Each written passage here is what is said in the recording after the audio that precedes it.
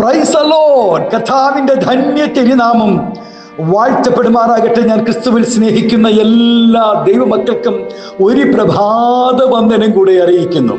23-ാം സങ്കീർത്തനക്കാരൻ പാടുന്നു, യഹോവ എൻ്റെ ഇടയനാകുന്നു, എനിക്ക് മുട്ടുണ്ടാകുകയില്ല.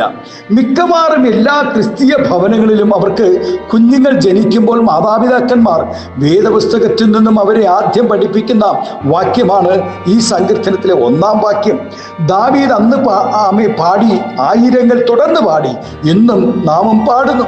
വിജനമായ പ്രദേശങ്ങളിൽ കുറേ തള്ളയാടുകളെയും കൊണ്ട് സഞ്ചരിച്ച സ്ഥാനത്തു നിന്നുമാണ് ദൈവം ദാവീദിനെ രാജാവായി തിരഞ്ഞെടുത്തത്. മൃഗങ്ങളുടെയും മറ്റ് പല ജീവികളുടെയും പ്രത്യേകതകളിൽ ഒന്നാണ് വഴിയറിയുക എന്നുള്ളത്. വാസസ്ഥലം വിട്ട് ആഹാരത്തിനായും വെള്ളത്തിനായും മൈലുകളോളം യാത്ര ചെയ്യുന്ന മൃഗങ്ങളും പക്ഷികളും പ്രാണികളുമുണ്ട്. അവ ആഹാരം കഴിഞ്ഞ് തങ്ങളുടെ വാസസ്ഥലത്ത് വഴിതെറ്റാതെ തിരികെ എത്തും. എന്നാൽ പോയ വഴി മറന്നു പോകുന്ന, ലക്ഷ്യസ്ഥാനത്ത് തിരികെ എത്തുവാൻ കഴിയാത്ത, അറിയാത്ത ഒരേ ഒരു മൃഗമാണ്, വളർത്തു മൃഗമാണ് ആട്. അതിനൊരു ഇടയൻ കൂടിയേ തീരൂ. ലക്ഷ്യസ്ഥാനത്ത് തിരികെ എത്തുവാനോ ശത്രുക്കളെയും അപകടങ്ങളെയും കണ്ട് ഒഴിഞ്ഞു മാറുവാനോ അതിന് ത്രാണിയില്ല. ദൈവവും മനുഷ്യനുമായുള്ള ബന്ധത്തെ ആടും ഇടയനുമായി ഉപമിച്ചിരിക്കുന്നതിൻ്റെ പ്രധാന കാരണം ഇതുതന്നെയാണ്. പാപം ചെയ്ത മനുഷ്യന് തനിയെ ദൈവത്തിങ്കിലേക്ക് ചെല്ലുവാൻ കഴിയാതിരുന്നതിലാണ് ഏദനിൽ ദൈവം മനുഷ്യനെ തേടിച്ചെന്നത്. ആടിൻ്റെ യഥാർത്ഥ അവസ്ഥ ഇടയന് മാത്രമേ അറിയുകയുള്ളൂ. നല്ല ഇടയൻ ആടിനെ അറിയുകയും അവയെ പേര് ചൊല്ലി വിളിക്കുകയും ചെയ്യുന്നു. ദൈവജനത്തെ നടത്തിയതും ഇപ്പോൾ നടത്തിക്കൊണ്ടിരിക്കുന്നതുമായ അയോഗ്യരായ ഇടയന്മാരും നല്ല ഇടയനായ കർത്താവും തമ്മിൽ വളരെ അന്തരമുണ്ട്. ആടുകളെ നടത്തുന്ന ഇടയന് അനേക യോഗ്യതകൾ ഉണ്ടായിരിക്കണം. ആടുകളില്ലെങ്കിൽ ഇടയനില്ല, ഇടയനില്ലാതെ ആടുകൾക്കും ഒരു ജീവിതമില്ല. ആടുകളെ എണ്ണത്തിൽ കുറയാതെ നോക്കുന്നത് മാത്രമല്ല ഒരു ഇടയൻ്റെ ജോലി. അവയ്ക്ക് വേണ്ടുന്നിടത്തോളം ഭക്ഷണം കണ്ടെത്തി കൊടുക്കേണ്ടത് ഒരു ഇടയൻ്റെ കർത്തവ്യമാണ്. വേണ്ടുന്നത് വേണ്ടുവോളം ലഭിച്ചില്ലെങ്കിൽ ആടുകൾ വേണ്ടാത്തത് ഭക്ഷിക്കും. ദാവീദ് പാടുന്നു, എൻ്റെ ശത്രുക്കൾ കാൽഗതി എനിക്ക് വിരുന്നൊരുക്കുന്നു, എൻ്റെ തലയെ എണ്ണ കൊണ്ട് അഭിഷേകം ചെയ്യുന്നു, എൻ്റെ പാനപാത്രവും നിറഞ്ഞു കവിയുന്നു. ദൈവത്തിന് ഒരു ഇടയനായി നേരിട്ടിറങ്ങി വന്ന് ജനത്തെ പരിപാലിക്കുവാൻ കഴിയുകയില്ലല്ലോ. അതുകൊണ്ട് കാലാകാലങ്ങളായി തൻ്റെ ജനത്തെ പരിപാലിക്കുവാൻ മനുഷ്യരിൽ നിന്നും അനേക ഇടയന്മാരെ നിയമിച്ച് ആക്കിയിരിക്കുന്നു. അങ്ങനെയുള്ള ഇടയന്മാരിൽ ബഹുഭൂരിപക്ഷവും ആത്മാർത്ഥതയില്ലാത്തവരും സ്വാർത്ഥ താല്പര്യവും അഹങ്കാരികളും ക്രൂരന്മാരുമായി മാറുന്നു.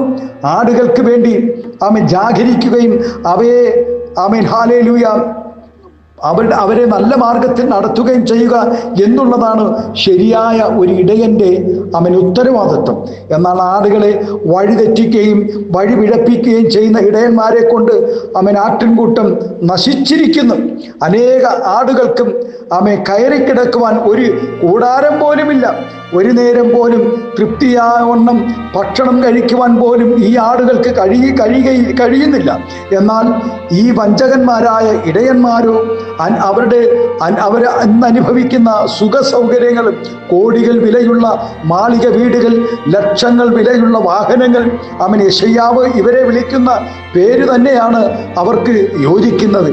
ഈ നായ്ക്കൾ ഒരിക്കലും തൃപ്തിപ്പെടാത്ത കൊതിയന്മാർ തന്നെ നമ്മുടെ കർത്താവ് ആടുകൾക്ക് വേണ്ടി തൻ്റെ ജീവൻ കൊടുത്തു. അവയെ സ്നേഹിക്കുമ്പോൾ ഈ വിരുദ്ധന്മാർ ആടിൻ്റെ ജീവൻ എടുക്കുന്നു.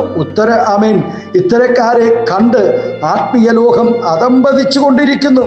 പ്രിയ ദൈവവൈതലേ, നാം ആടുകളായി സ്നേഹിക്കുന്ന നല്ല ഇടയന്മാരായി, അവയെ കരുതുന്ന നല്ല ആത്മാർത്ഥതയുള്ള ഇടയന്മാരായി സ്വത്വം നമുക്ക് മാറാം. ആകയാൽ ആട്ടിൻകൂട്ടത്തിന് മാതൃകയുള്ള ഇടയന്മാരായി ശുശ്രൂഷ ചെയ്യട്ടെ. ഇടയ ശുശ്രൂഷകൻ ഒരിക്കൽ പ്രത്യക്ഷനാകും. അന്ന് ദൈവത്തിൻ്റെ പക്കൽ നിന്നും പ്രതിഫലം വാങ്ങണമെന്ന് ചിന്തയോടുകൂടി നമുക്ക് ജീവിക്കാം. ഈ പ്രഭാതം സ്തോത്രം ഹല്ലേലൂയ ഒരു നല്ല ഇടയനായി അവൻ നമ്മെ ദൈവകരങ്ങളിൽ ഏൽപ്പിച്ചു കൊടുക്കാം. അവൻ നമ്മുടെ കണ്ണുകളെ ദിവസത്തിലടയ്ക്കാം.